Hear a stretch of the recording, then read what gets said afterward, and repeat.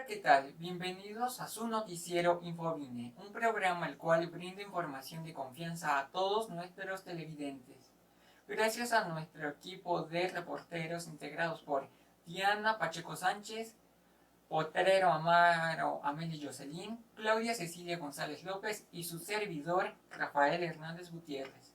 El día de hoy vamos a tocar el tema de la Segunda Guerra Mundial. ¿Qué fue su desarrollo? ¿Cuáles fueron sus consecuencias, además de la creación de la URSS? Todo esto y mucho más en Infovine.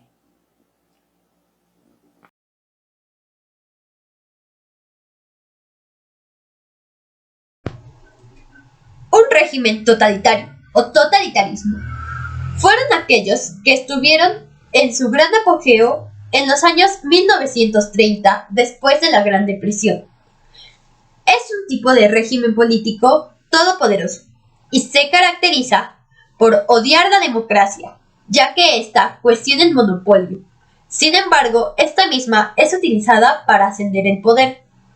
El unipartidismo, es decir, un solo partido político, por el medio del cual se elimina cualquier tipo de oposición, ya sea dentro o fuera del partido, y se difunde la ideología.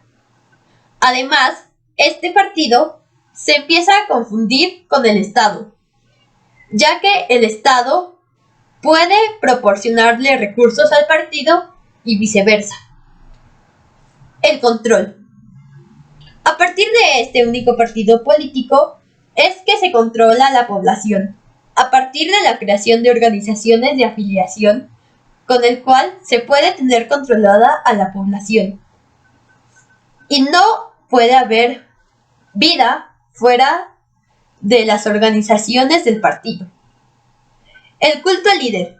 A partir de los medios de comunicación masivos y la propaganda es que se hace este culto al líder, ya que se presenta como el salvador de la patria humillada o otras veces como el padre de la nación.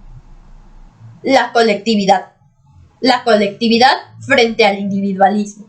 Se elimina cualquier tipo de libertad individual y se reemplaza por los derechos colectivos, los cuales son representados por el líder.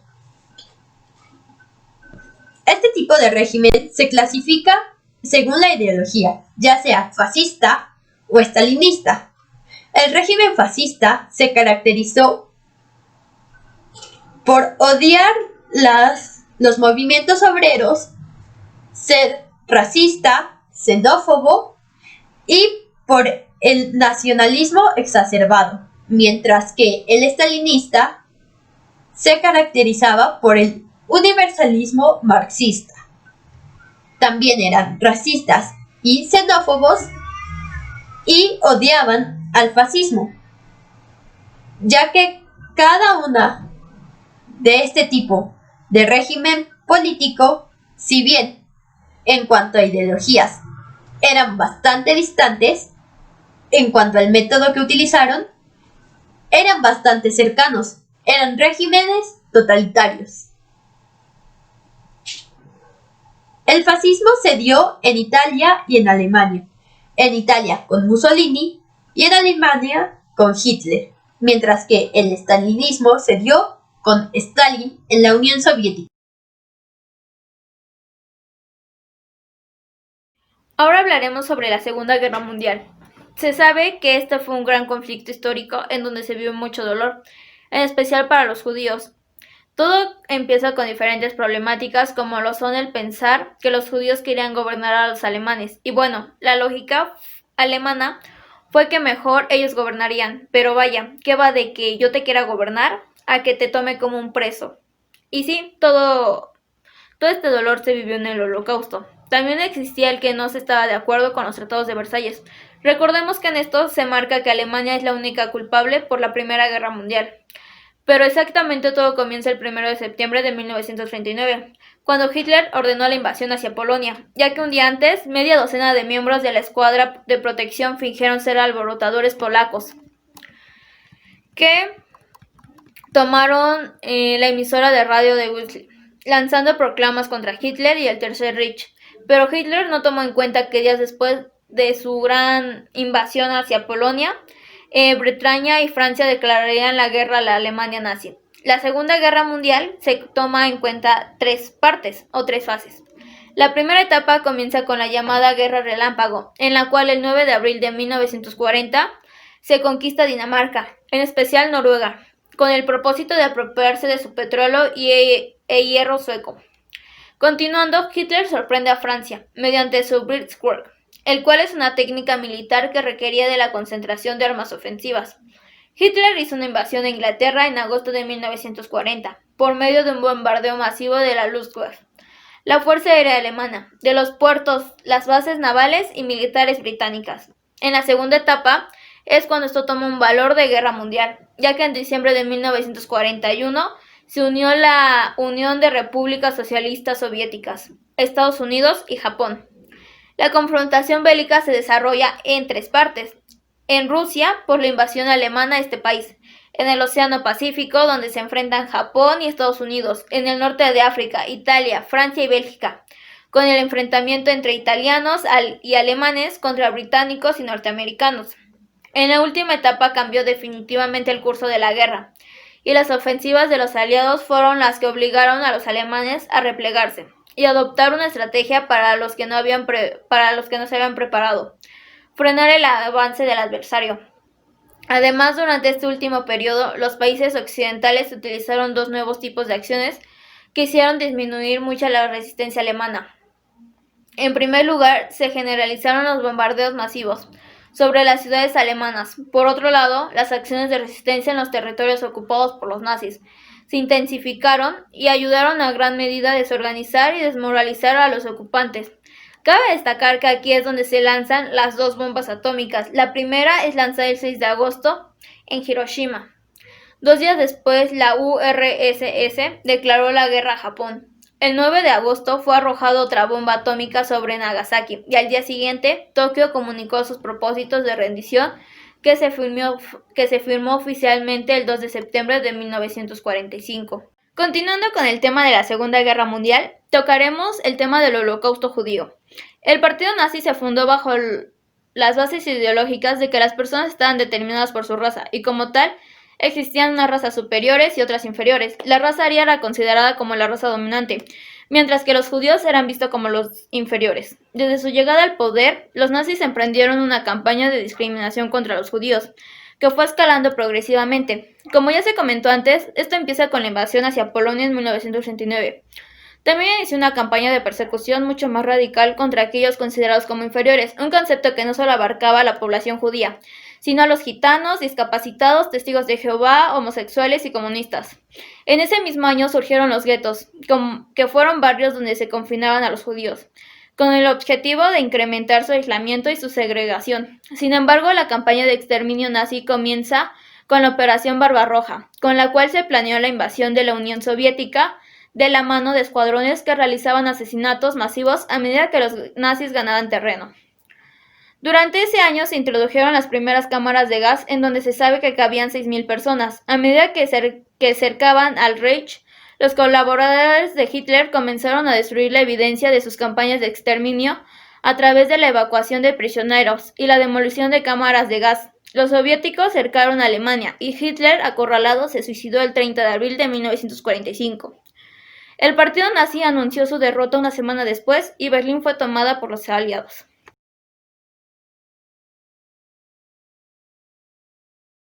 Un día cualquiera como hoy sucedió uno de los eventos más brutales en la historia de la humanidad. Estoy hablando de la bomba atómica, un arma que ocasionó la destrucción de las ciudades de Hiroshima y Nagasaki. De hecho, es considerada una de las armas más poderosas usadas en un conflicto bélico. Para saber más a fondo sobre esto, hay que irnos a 1938, donde se descubrió la fisión. Pero fue hasta en la Segunda Guerra Mundial en donde se estaba desarrollando una bomba por parte de Alemania en contra del ejército aliado. Fue entonces que en esos tiempos hubo una persecución de judíos y de científicos que estaban en contra del partido neonazi. De hecho, uno de los científicos fue Leigh Szilard, el cual contactó con Albert Einstein para que convenciera al presidente de Estados Unidos, Franklin Roosevelt para la creación de una bomba antes que Alemania. Fue entonces que dio inicio el Plan Manhattan, el cual fue exclusivamente para la creación de bombas atómicas, basándose en el teorema de fisión. Además, Truman asumió el puesto presidencial y envió una advertencia al Imperio japonés para su rendición, de lo contrario habría grandes consecuencias. Pero en el Imperio japonés habría un debate entre los 6 llamados grandes, entre los halcones, que era la fuerza militar que se oponía a la rendición de Japón, los palomos, que eran los que buscaban la paz de la forma menos violenta, y el emperador de Japón. Este debate se aplazó mucho, haciendo que la respuesta demorara. En agosto de 1947, un avión modelo B-29 lanzó a 9 kilómetros de altura la bomba de uranio llamada Little Boy. Esta bomba detonó a tan solo 600 metros antes de que llegara a su explosión. Solo medía 3 metros por 70 centímetros de diámetro, con un peso aproximado de 4 toneladas, y de ese peso solamente 64 kilogramos era de uranio 235, lo cual provocó una explosión alcanzando casi los 4000 grados centígrados, ocasionando más de 50.000 a 100.000 muertes civiles. Mediado Hiroshima, 3 días después, un avión modelo B-29 lanza la bomba de plutonio conocida como Fat Man, que a pesar de que tan solo contaba con 6 kilogramos de plutonio, fue más potente que la primer bomba, alcanzando un total de 29.000 a 49.000 muertes civiles. A pesar de que esta segunda bomba no alcanzó más muertes que la primera, fue una de las bombas que más impactos dio en el mundo, debido a que nada más se fisionó el 1% de ella, tan solo aproximadamente 1 kilogramo de esos 6 kilos. Más de 110.000 muertes ocurrieron debido a los efectos de la bomba por su radiación, como cáncer de pulmón, leucemia, de cabello, tiroides. Pero fue el día 2 de septiembre de 1945 cuando Japón admite su derrota ante el país estadounidense. Todavía en la actualidad cuestionando sobre el uso de estas bombas. Y es que fue una masacre total hacia 2 ciudades con gente inocente. De hecho, informes se dice que si no se hubieran detonado las bombas, se hubieran evitado tantas muertes a personas civiles. Y de hecho, las bombas atómicas, que a pesar de que hoy en la actualidad se han fabricado muchas y de un poder más destructivo que las primeras dos antes mencionadas, esto no solo representa el peligro hacia una nación o país, sino que puede representar un peligro hacia todo el mundo en general.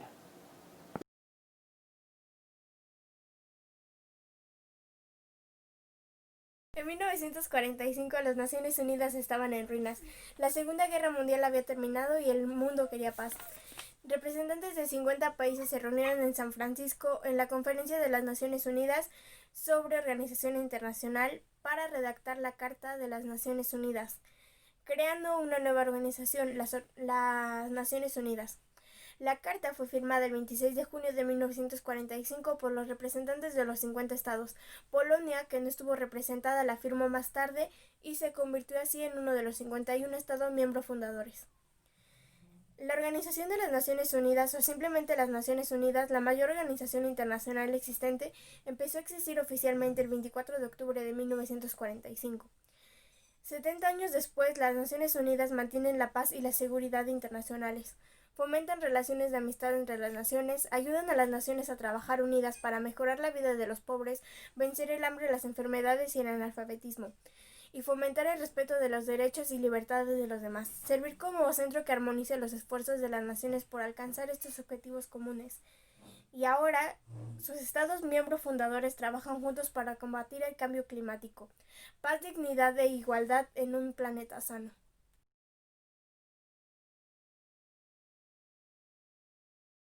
Ahora comentaremos las preguntas del diario autobiográfico. La primera empieza con: ¿participé activamente en la realización de las actividades de la UAC 3?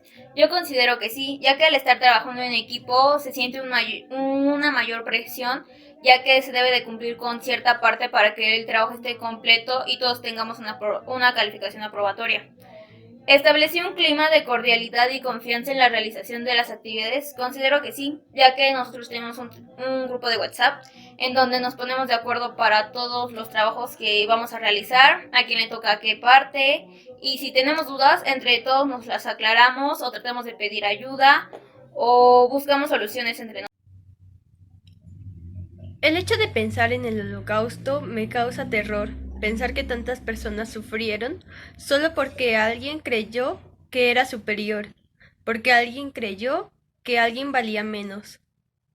Por eso yo creo firmemente que para evitar que se dé algún tipo de acto similar en el presente, debemos empezar a respetar la diversidad de culturas, la diversidad de razas, si es que se les puede llamar de esa forma, ya que una raza, como tal, se refiere al ser humano, no al color de piel. En lo personal, en el caso hipotético de que fuera una prisionera de un campo de concentración, intentaría buscar la forma de huir de ese lugar, ya que no sería nada agradable. Además, también intentaría avisar, bueno, primero que nada, huir de Alemania y avisar a alguna autoridad de algún otro país para que pudiera intervenir. Lo que yo haría para fortalecer los valores de mi familia es empezar a tolerar más a mi hermano y tratar de no ser tan enojona con él, ya que es cuando me enojo con él me puedo volver algo violenta. La forma en que logro comprometerme para aumentar la integración en mi familia es cumpliendo con mis responsabilidades, ya que si todos cumplimos, no es muy fácil que nos peleemos. También otra forma de comprometerme es siendo tolerante, ya que cada quien tiene sus propias ideas y pensamientos, y aunque seamos una familia, sé que cada uno piensa diferente.